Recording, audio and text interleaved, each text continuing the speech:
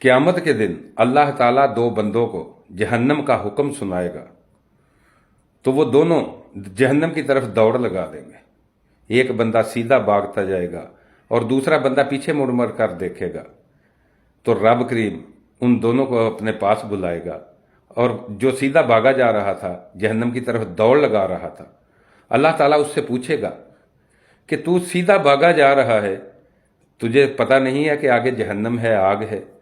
تو عرض کرے گا، مالک میں نے ساری زندگی تیرے حکم کو نہیں مانا، تو آج میں نے سوچا تیرے حکم کو مان لوں، تیری بات کو مان لوں، اس لیے میں سیدھا بھاگا جا رہا تھا۔ تو اللہ تعالیٰ دوسرے بندے سے پوچھے گا جو پیچھے مڑ مڑ کر دیکھ رہا تھا کہ تو پیچھے مڑ مڑ کر کیوں دیکھ رہا تھا؟ تو وہ کہے گا، یا اللہ میں نے تیرے نیک بندوں سے سنا تھا، تیرے نیک بندے کہتے تھے کہ تو بڑا کریم ہے، بڑا رحیم ہے، بڑا معاف کرنے والا ہے، تو میں پیچھے مڑ مڑ کر دیکھ رہا تھا کہ شاید آج ہی تیری رحمت جوش میں آ جائے اور تجھے مجھے معاف کر دے۔ تو جب یہ بات وہ کہیں گے تو رب کریم فرمائے گا، جاؤ دونوں جنت میں چلے جاؤ۔ سبحان اللہ، وہ تو اپنے بندوں کو بخشنے کے اس طرح سے بہانے ڈھونڈتا ہے۔ رب کریم تو فرماتا ہے، میرے بندے اگر تو نے گناہوں کے ساتھ زمین اور آسمان کے درمیان جو خلا ہے وہ بھی بھر دیا ہے، تو ایک بار صرف تیری آنکھ سے نکلا ہوا آنسو کا ایک قطرہ جو تیری آنکھ سے باہر بھی نہیں جائے، میرے بندے تو مجھ سے ایک بار کہہ دے سچے دل سے کہ یا اللہ میری توبہ، تو میں تیرے سارے معاف فرما دوں گا، تیرے بدن پر تیرے ایک بال کے برابر بھی گناہ نہیں چھوڑوں گا، تجھے پورا کا پورا صاف کر دوں گا، معاف کر دوں گا۔